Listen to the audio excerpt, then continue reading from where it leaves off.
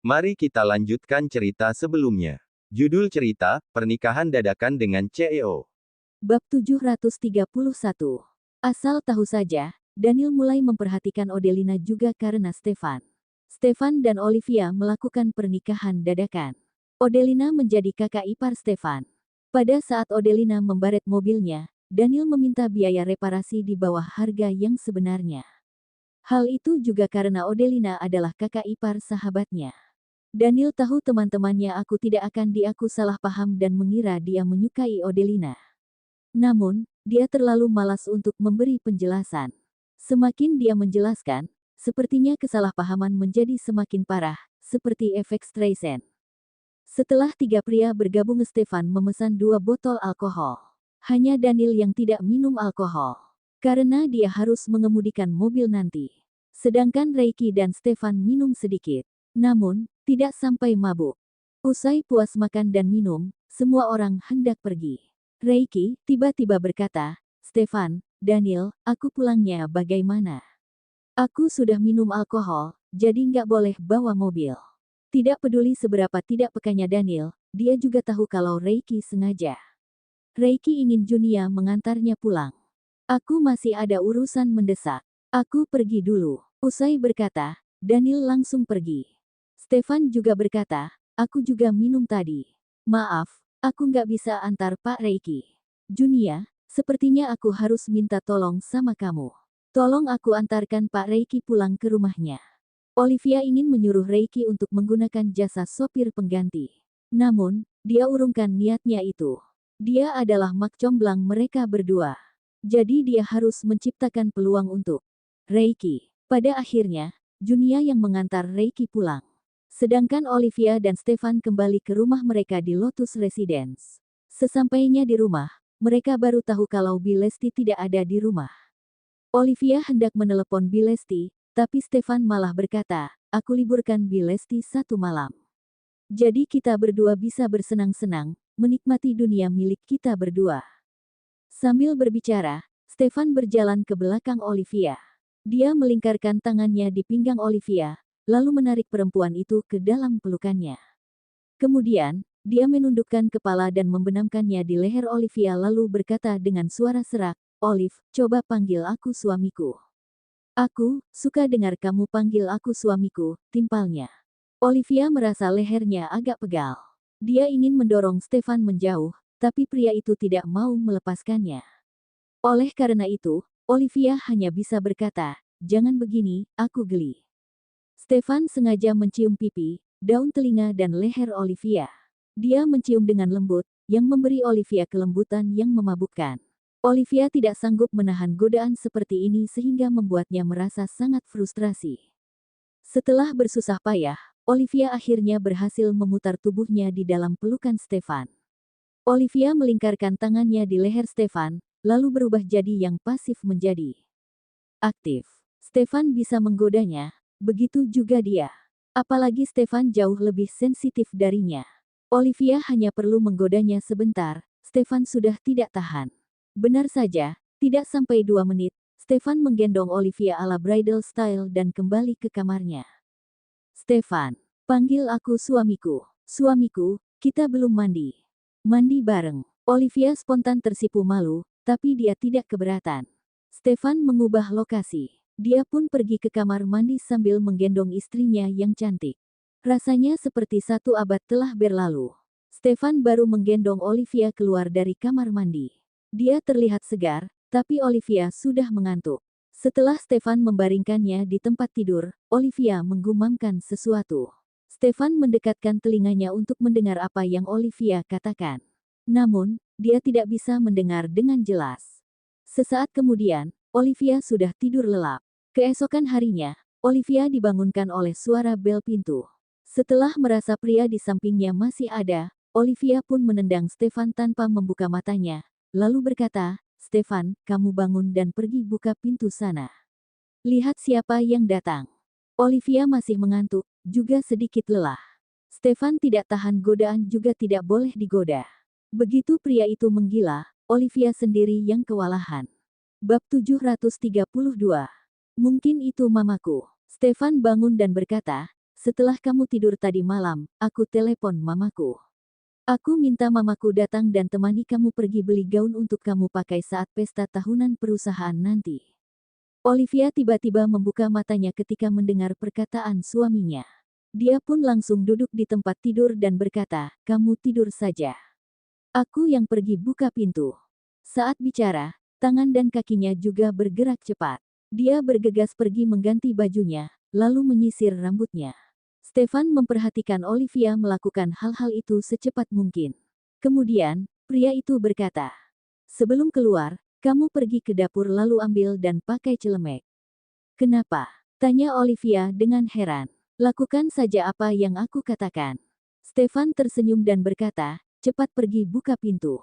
Jangan biarkan mama mertuamu menunggu lama." Olivia berbalik dan pergi. Setelah keluar dari kamar, dia melakukan seperti apa yang Stefan katakan barusan. Dia benar-benar pergi ke dapur, mengambil celemek dan memakainya. Kemudian, dia berkata, "Tunggu sebentar." Usai berkata, Olivia pun berlari ke ruang tamu dan pergi membukakan pintu. Orang yang berdiri di depan pintu benar-benar Dewi, ibu mertuanya. "Pagi, Ma." Olivia menyapa ibu mertuanya sambil tersenyum manis. Dewi membawa 2 kantong di kedua tangannya. Begitu Olivia melihatnya, dia cepat-cepat mengulurkan tangan untuk membantu ibu mertuanya membawa barang-barang itu. "Apa ini, Ma?" "Berat banget." Olivia yang membuka pintu. Selain itu, Olivia juga mengenakan celemek. Sekali lihat Dewi juga tahu kalau menantunya itu sedang menyiapkan sarapan. Olivia juga tersenyum manis, bahkan Olivia membantunya membawa barang tanpa diminta. Ekspresi di wajah Dewi seketika menjadi lebih lembut. Dewi berjalan ke dalam rumah sambil berkata, "Aku bawa makanan untuk kalian. Ada 1 kantong isinya seafood. Stefan bilang kamu suka makan seafood. Aku datang lebih awal, jadi sekalian pergi beli seafood yang segar buat kamu. Kalau yang ini telur ayam. Nenekmu bersikeras suruh aku bawa ke sini. Nenekmu juga bilang ini telur ayam kampung asli, lebih enak daripada yang biasanya kamu beli." Sebenarnya telur-telur itu juga dibeli, tapi dibeli dari tukang kebun keluarga Aditama. Setelah mendapat persetujuan dari majikannya, para tukang kebun menangkap banyak ayam dan memeliharanya di kebun. Telur-telur itu memang dari ayam kampung asli. Sarah melakukan hal ini juga untuk membantu cucunya, agar Olivia yakin kalau Stefan benar-benar hanya orang biasa. Dewi menyerahkan 1 keranjang telur ayam itu kepada Olivia, telur yang paling atas adalah yang paling besar. Semuanya ada 2 kuning telur di dalamnya. Olivia mengambil keranjang telur itu dan membawanya ke dapur sekaligus sekantong besar seafood. "Di rumah pelihara banyak ayam, Ma. Bilang ke nenek nggak usah kasih kami. Telur yang biasa kami beli juga sama, kok. Telur dari ayam yang dipelihara sendiri untuk nenek saja. Nenekmu yang bersikeras suruh aku bawa untuk kamu dan Stefan. Ini niat baik dari nenekmu. Kalian terima saja. Kalau merasa nggak enak hati, kalian cepat-cepat penuhi keinginannya." Olivia hanya tersenyum, tidak menjawab lagi. Sang nenek ingin segera memiliki cicit. Olivia dan Stefan telah menjadi pasangan suami istri sepenuhnya. Mereka juga tidak berniat menunda kehamilan. Namun, masalah punya anak tidak bisa dipaksakan. Kalau memang sudah ditakdirkan punya anak, anak itu pasti akan datang ke kehidupan mereka. Seandainya memang belum ditakdirkan punya anak, Olivia dan Stefan masih bisa melewati kehidupan berdua selama beberapa tahun lagi. Oleh karena itu, Olivia tidak berani berjanji saat Dewi mengungkit soal memenuhi keinginan sang nenek. "Olivia, Stefan mana?" Dewi duduk sendiri di sofa. Karena dia tidak melihat sosok putranya, dia pun bertanya pada Olivia. "Masih belum bangun, Ma." Olivia menyimpan telur dan seafood terlebih dahulu. Kemudian, dia mulai menyiapkan sarapan. "Mama sudah makan, belum?" "Belum. Stefan suruh aku datang lebih awal untuk temani kamu pergi beli gaun. Jadinya nggak sempat sarapan." Begitu mengetahui Dewi akan datang pagi-pagi untuk menemani menantunya memilih gaun, wajah suaminya terlihat sangat cemberut. Handi juga berkata kalau Stefan ingin menyembunyikan identitasnya untuk menguji karakter Olivia, itu urusan Stefan. Kenapa masih saja merepotkan istrinya? Sikap Handi sungguh membuat Dewi tidak bisa berkata apa-apa. Bab 733. Sudah jam berapa ini? Stefan masih belum bangun juga. Stefan sibuk kerja, Ma. Kalau malam dia selalu lembur atau ada acara dengan klien. Biarkan dia tidur lebih lama. Biasanya dia juga sibuk sampai tengah malam baru pulang. Besoknya dia tetap bangun pagi-pagi untuk jogging. Karena ada kamu, dia jadi malas. Olivia, kamu juga jangan terlalu manjakan Stefan. Nggak peduli pria atau perempuan, kalau sudah manja, yang sakit kita sendiri, kata Dewi.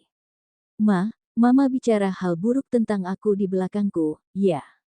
Stefan keluar dari kamar. Dia telah mengenakan kemeja dan celana panjang dengan rapi, yang membuatnya terlihat gagah dan menawan. Hanya saja, jasnya belum dipakai. Begitu juga dengan dasinya. Dia memegang kedua benda itu di tangannya. Dewi berdiri dan menghampiri Stefan, aku baru bilang kamu jadi malas, kamu sudah keluar. Untung saja aku nggak marahi kamu. Cuaca akhir-akhir ini sedikit lebih hangat. Tapi kalau pagi hari masih sangat dingin. Cepat pakai jasmu. Jangan sampai masuk angin dan buat Olivia kelelahan lagi. Stefan melihat ibunya hendak mengambil jas dan memakaikan jas itu padanya. Stefan tahu itu kebiasaan yang tumbuh saat ibunya mengurus ayahnya. Stefan buru-buru mengenakan jasnya sendiri. Sebenarnya dia ingin Olivia perhatian padanya. Pada akhirnya, dia pun memakai dasinya sendiri. Olivia yang berada di dalam dapur berkata, Ma, kalau dia masuk angin lagi, aku akan suruh dia minum obat tradisional setiap hari. Stefan seketika menekuk wajahnya. Dewi bahkan tertawa pelan, Stefan paling takut minum obat. Mama nggak tahu, sih. Saat menantu Mama rawat aku cuma bilang obat dokter banyak efek samping. Dia langsung minta ganti obatku dengan obat tradisional. Setiap hari dia paksa aku minum segelas besar obat tradisional. Aku minum sampai mau muntah, keluh Stefan. Mata Dewi berkedip. Dari luar tidak terlihat ada perubahan pada sikapnya. Kemudian, dia berkata, obat yang pahit lebih cepat sembuhkan penyakit. Olivia juga berharap kamu cepat sembuh. Lagi pula, kamu sendiri yang mengeluh obat dokter banyak efek sampingnya. Kalau begitu ganti dengan obat tradisional saja. Nggak salah, kok. Kamu ini harus perhatikan dirimu sendiri. Jangan buat aku khawatir. Selain itu, Olivia sekarang nggak perlu jaga toko. Tapi kamu nggak boleh suruh dia lakukan semua pekerjaan. Kalau kamu sempat, kamu juga bantu-bantu pekerjaan rumah. Kamu lihat, Olivia bangun pagi-pagi sibuk di dapur. Kamu malah tidur sampai sekarang baru bangun. Dewi mengomeli Stefan. Olivia yang berada di dapur tiba-tiba mengerti mengapa Stefan menyuruhnya memakai celemek sebelum pergi membukakan pintu untuk ibu mertuanya. Ternyata ini alasannya. Stefan ingin ibunya melihat sisi Olivia yang rajin. Stefan masih memihak padanya. Rasa suka Olivia terhadap Stefan semakin besar dan semakin dalam. Dengan adanya Stefan sebagai penengah di antara mereka, Olivia merasa hubungannya dengan ibu mertuanya sepertinya sudah lebih dekat. Orang bilang dari dulu ibu mertua dan menantu perempuan adalah musuh alami. Akan tetapi, mereka mencintai pria yang sama. Selama pria yang mereka cintai bisa menengahi konflik antara ibu mertua dan menantu, mereka juga bisa hidup dengan rukun. Dewi memang tidak terlalu senang dengan Olivia. Namun, Stefan akan menengahi. Dia sengaja membuat ibunya melihat kalau Olivia bisa jadi istri yang baik, betapa Olivia memanjakannya, serta melihat betapa rajinnya Olivia. Perempuan yang menikah dengan anggota keluarga Aditama selalu disayang oleh suaminya berpuluh-puluh tahun. Oleh karena itu, Dewi paling tidak bisa melihat pria tidak mau melakukan apa-apa, yang hanya tahu beri perintah dan menyuruh istrinya melakukan segalanya. Setelah istrinya bekerja keras, pria itu masih saja mengeluh dan menyalahkan istrinya. Oleh karena itu, Stefan menyuruh Olivia memakai celemek sebelum membukakan pintu untuk ibunya supaya ibunya mengira Olivia bangun pagi-pagi untuk melakukan pekerjaan rumah. Sedangkan Stefan masih tidur. Jelap, dengan begitu, ibunya merasa tidak tega pada Olivia dan menyalahkan Stefan. Lagi pula, Dewi adalah ibu Stefan. Sekalipun ibunya memarahinya habis-habisan, Stefan juga tidak apa-apa. Ma, Olivia bangun pagi untuk siapkan sarapan dan bersih-bersih rumah. Bukankah itu sudah seharusnya? Perempuan di keluarga manapun juga melakukan hal seperti ini, kan? Bab 734. Kata-kata Stefan langsung menyulut amarah ibunya. Siapa bilang jadi istri harus bangun pagi untuk buatkan sarapan buat kamu? Siapa bilang istri harus bersihkan rumah? Dia nggak harus lakukan semua itu.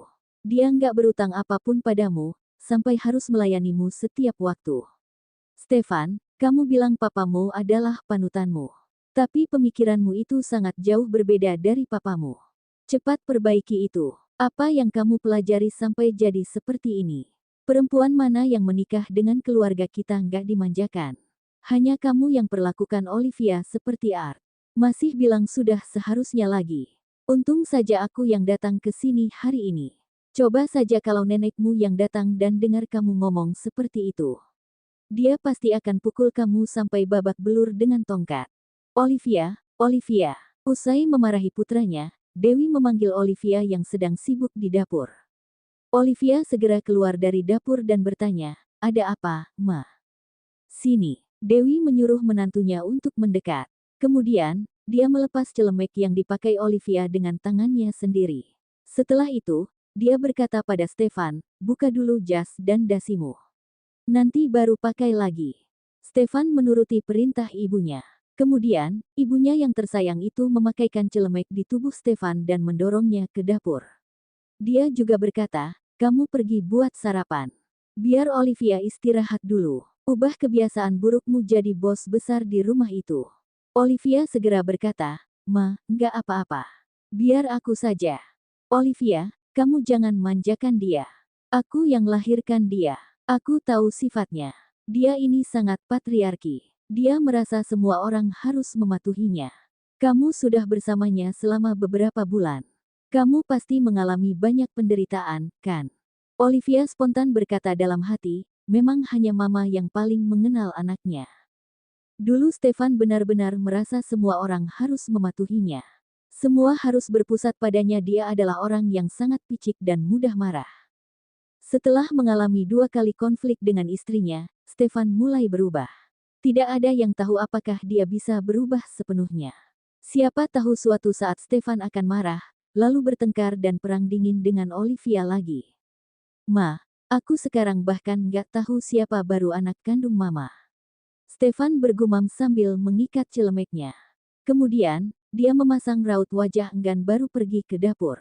Setelah pergi ke dapur, dia diam-diam menjulurkan kepalanya. Matanya bertemu dengan mata Olivia. Dia pun mengedipkan mata pada istrinya. Dewi bersikap seolah-olah tidak mendengar keluhan putranya. Dia membawa Olivia duduk di sofa, lalu mengajari menantunya itu, "Olivia, mulai sekarang kamu benar-benar harus bagi pekerjaan rumah dengan Stefan. Jangan manjakan dia." "Aku benar-benar nggak manjakan dia, Ma. Nenek sudah ajari aku." Keluarga Aditama benar-benar keluarga yang sangat baik. Sarah mengajari Olivia bagaimana melatih Stefan menjadi suami yang baik, jangan memanjakan Stefan. Olivia merasa biasa saja. Bagaimanapun dia pernah menyelamatkan Sarah. Dia paling dekat dengan Sarah. Selain itu, Sarah juga selalu membela orang yang benar. Sekalipun itu cucunya sendiri, yang salah tetap salah. Sekarang ibu mertuanya juga mengatakan hal yang sama, artinya didikan keluarga Aditama memang sangat baik. Olivia merasa benar-benar beruntung bisa menikah dengan Stefan. "Kalau nenekmu ajari kamu, kamu juga harus pelajari baik-baik. Jangan nenekmu ajari kamu, kamu malah nggak mau pelajari dan memanjakan Stefan terus. Nanti kamu sendiri yang menderita."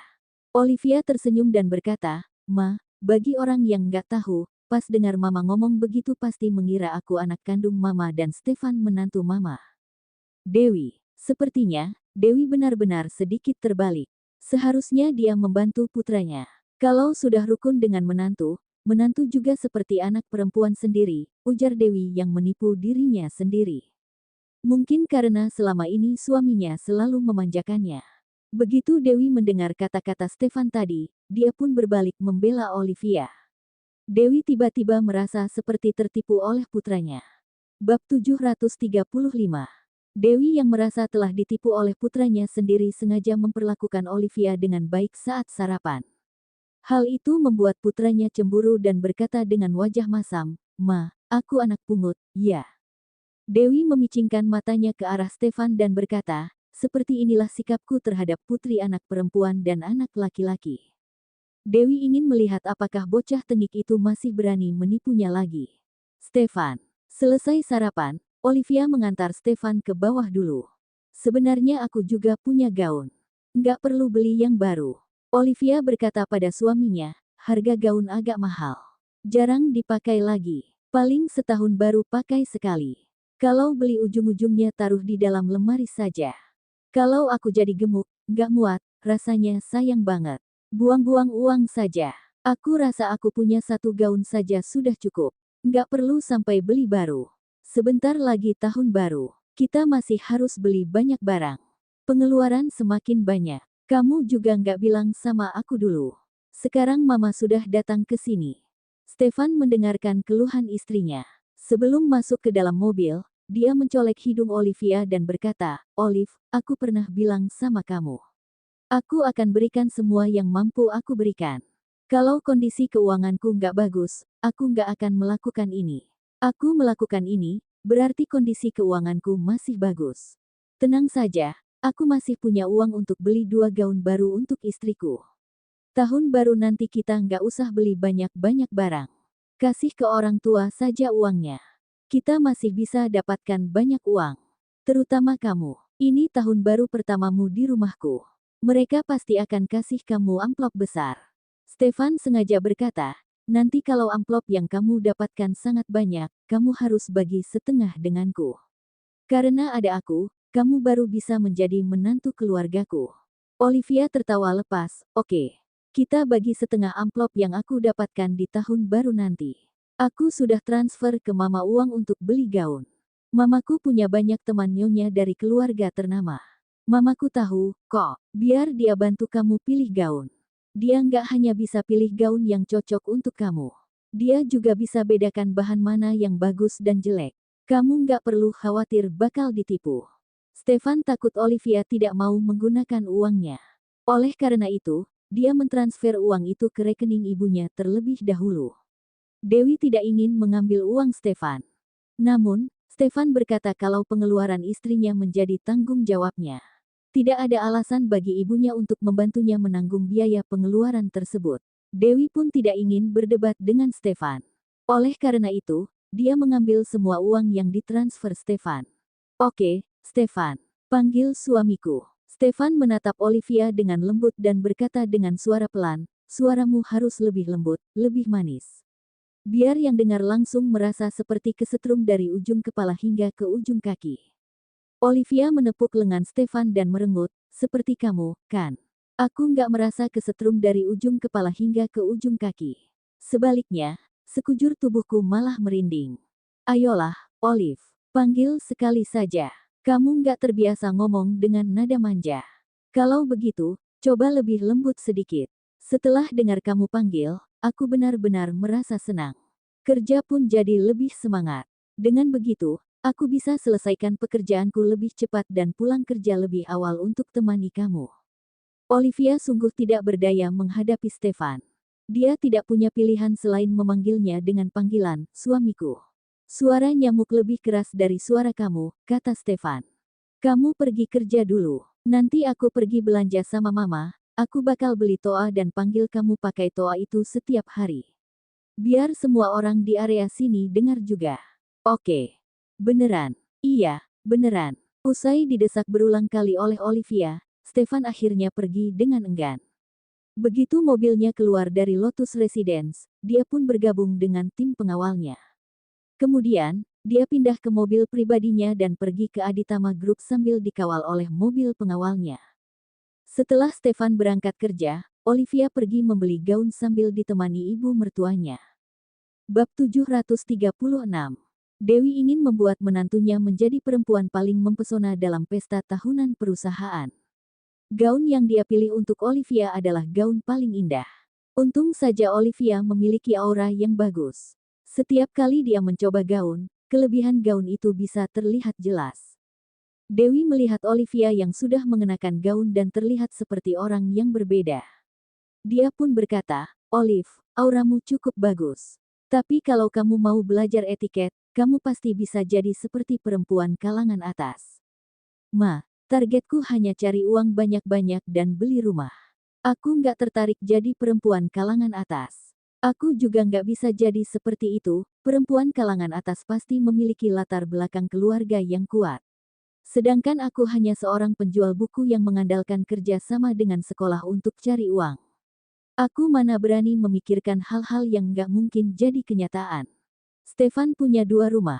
Dewi ingin bilang kalau Stefan punya banyak uang dan rumah. Aku ingin beli rumah distrik sekolah dulu, kata Olivia. Dewi menatap Olivia, lalu tersenyum dan berkata, boleh juga. Beli dulu, abis itu ditata rapi. Tunggu kamu dan Stefan punya anak juga lebih mudah untuk pergi ke sekolah.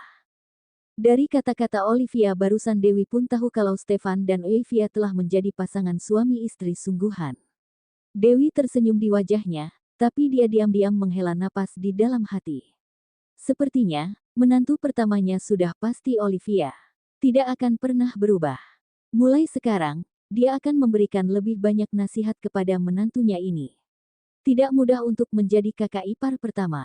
Olivia bukan hanya kakak ipar pertama, tapi juga istri penerus keluarga Aditama. Keluarga Aditama memiliki 9 anak laki-laki.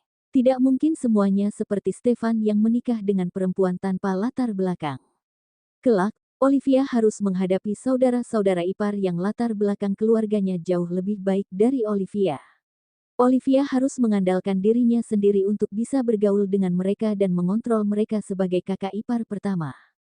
Dewi juga percaya dengan penilaian ibu mertuanya. Dia merasa Olivia dapat memikul beban istri dari penerus keluarga Aditama. Tentu saja, menurutnya Olivia masih perlu banyak belajar. Berhubung saat ini Stefan belum mengakui semuanya kepada Olivia, Dewi juga tidak bisa melatih Olivia. Dewi ingin membantu Olivia menjadi istri kepala keluarga Aditama yang dapat mengejutkan semua orang di keluarga Aditama meski dia tidak memiliki latar belakang keluarga yang hebat. Sama seperti Yuna. Dewi teringat kalau Yuna adalah tante Olivia. Kalau identitas Olivia sebagai istri Stefan terungkap nanti, Yuna pasti tidak akan duduk diam. Dia pasti lebih ingin membuat Olivia menjadi sosok yang lebih hebat dari Dewi. Dengan begitu, kekhawatiran Dewi pun berkurang. Yang ini saja. Kalau kamu pakai gaun ini, aku jamin Stefan akan menatapmu sampai nggak mengedipkan mata. Dewi membuat keputusan akhir. Dia akan membeli gaun yang sedang Olivia kenakan saat ini. Dia juga membeli gaun-gaun yang dicoba Olivia sebelumnya dan menurutnya bagus.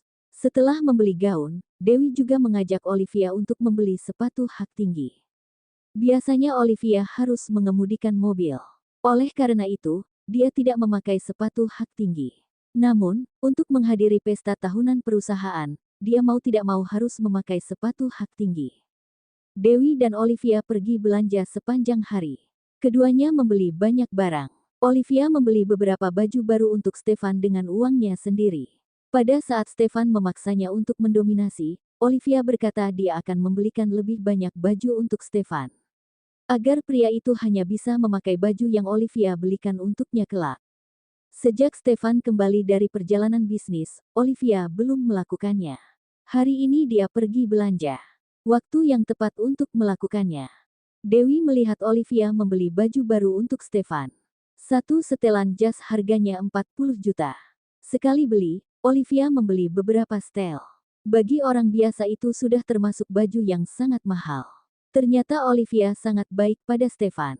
Bab 737. Olivia dan Dewi masuk ke mobil dengan banyak kantong belanjaan besar dan kecil. Setelah itu, Olivia mengantar ibu mertuanya pulang dengan mobilnya. Olivia tidak menyadari ada sebuah mobil mewah berhenti tidak jauh darinya. Orang di dalam mobil menurunkan jendela mobil untuk melihat mobil Olivia yang sudah melaju pergi.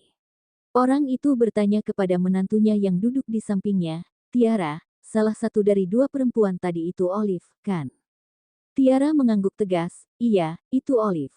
Perempuan yang bersama Olive itu Dewi menantu keluarga Aditama, kan? Ibunya Stefan. Penglihatan Yuna masih sangat baik. Keluarga Aditama dan keluarga Sanjaya tidak rukun. Dia dan Dewi juga akan saling berhadapan setiap kali bertemu. Jadi dia sangat familiar dengan Dewi. Tadi Dewi melihat keponakannya dan Dewi masuk ke mobil yang sama dari kejauhan.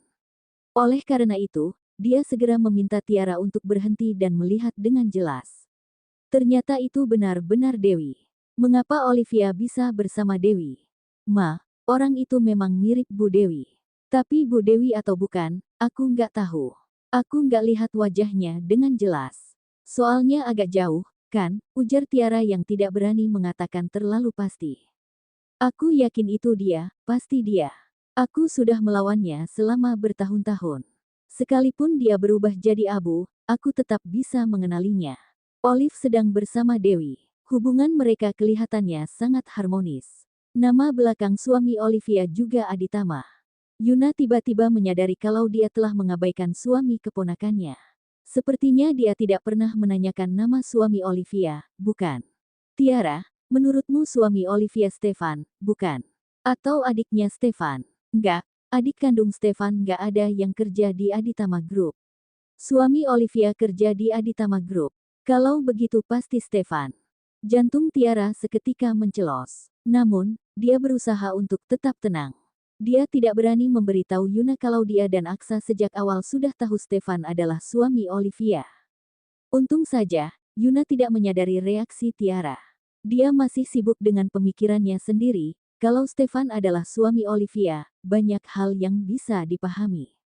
Pantas saja begitu hasil tes DNA aku dan Olive keluar, suami Olive langsung melakukan perjalanan bisnis. Dia pasti takut ketahuan. Makanya dia menghindar dengan alasan melakukan perjalanan bisnis. Pada saat Yuna baru menemukan keponakannya, dia hanya fokus pada keponakannya. Dia tidak terlalu banyak bertanya tentang suami keponakannya. Dia sama sekali tidak menduga ada sebuah kebohongan besar. Selesai menganalisis semuanya, Yuna pun mengeluarkan ponselnya dan menelepon Olivia. Olivia sedang menyetir. Namun, begitu melihat telepon dari tantenya, dia langsung mengangkat telepon. Halo, Tante. Olive, kamu lagi di mana sekarang? Tante ingin pergi belanja tapi nggak ada yang temani. Kamu bisa temani Tante. Tiara cepat-cepat mengirim pesan kepada suaminya ketika ibu mertuanya sedang menelepon Olivia. Aksa, Mama sudah tahu kalau Stefan adalah suami Olivia. Begitu Aksa menerima pesan tersebut, dia segera membalas, bagaimana Mama bisa tahu? Aksa masih belum memberitahu kedua orang tuanya. Aku dan Mama baru saja lihat Olivia dan Bu Dewi belanja bersama. Mereka berdua kelihatannya cukup dekat. Belanjaan mereka juga banyak banget. Aksa, manusia benar-benar hanya bisa berencana. Cerita bersambung.